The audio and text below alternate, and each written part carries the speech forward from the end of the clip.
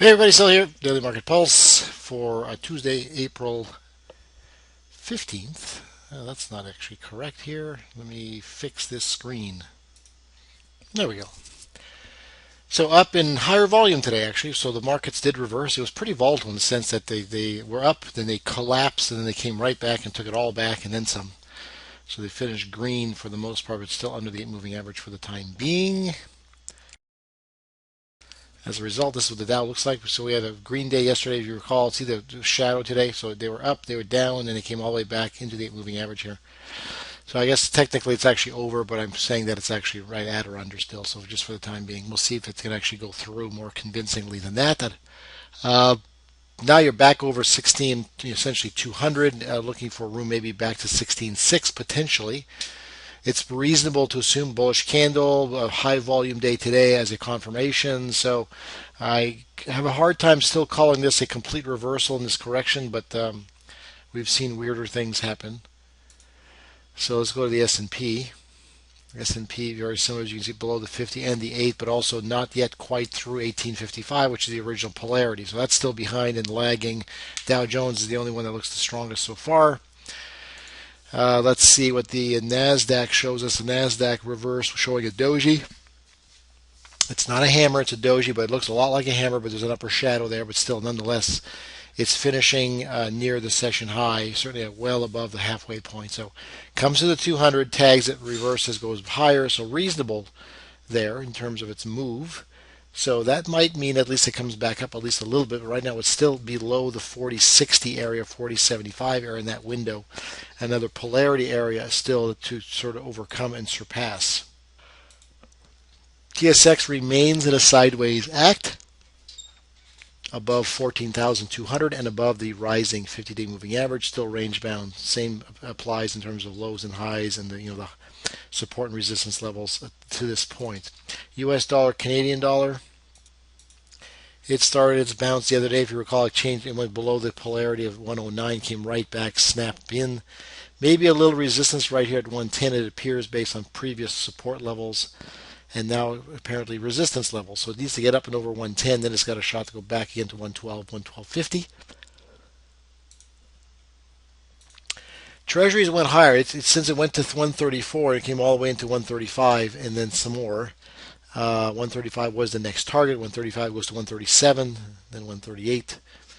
But right now it hits a couple upper shadows the last 2 days, and then we're getting a slight continuation here right now after hours. So we're still looking for higher levels. The 8 is rising, the 20, 50 are all rising with a breakout above 134. Everything seems reasonable to the upside still. So if that's the case, how are the markets green as well? So treasuries are green, markets are green. A little weird. Usually doesn't happen that way. Japanese yen came all the way back, screaming into the 99 area. Pull back for a few days here into the 8 moving average with a crossover of the 50 and the 20. Still seems really reasonably strong to go higher. It attempted so earlier today, then reversed, but still looks reasonable based on the size of the real bodies and its price action that this go higher back into 98.50 into 99 going forward. Gold, unfortunately, certainly not acting like the safe haven. It actually was struggling based on moving averages. The 8's rising, yes. The 250 is rising, but it's above the 8. And the 20 was actually declining and crossing through both of them. So a lot of confusion there in terms of intermediate and short-term trends and trend lines for that matter, and these moving averages. Hence the pullback into the 200-day moving average. No big deal. That's the 1300 mark. And looking, see that lower shadow, almost tagged 1280 once again and bounced.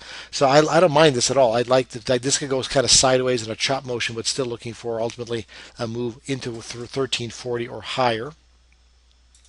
Crude, it's stuck in that little range right now between 102 and 105, almost 104.50 really. So it's gone sideways now for 4 days. Fifth day with that first close, and then we got that last candle is actually sort of start of tomorrow's session. So we're still looking for a break above 104.50 into a 108 and then 110.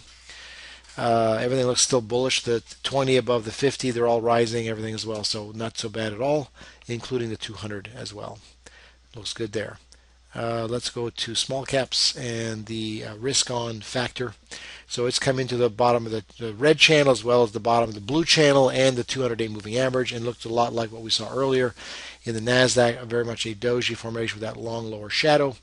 Hit the 200, didn't quite come out to 108 yet, but certainly a small polarity here at 111.25 with a larger one at 114. So it's got room to the 8 moving average at 114.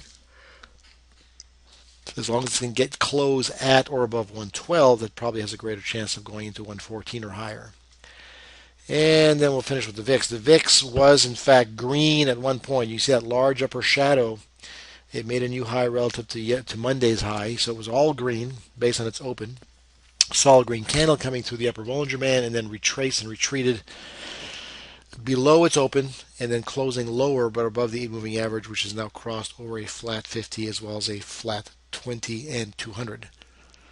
So it's still holding right at about 16 for now. Of course, room down to 14 once again, but everything to me still seems like this has a shot to hold and still go higher. But again, just trade what you see, and that's about it.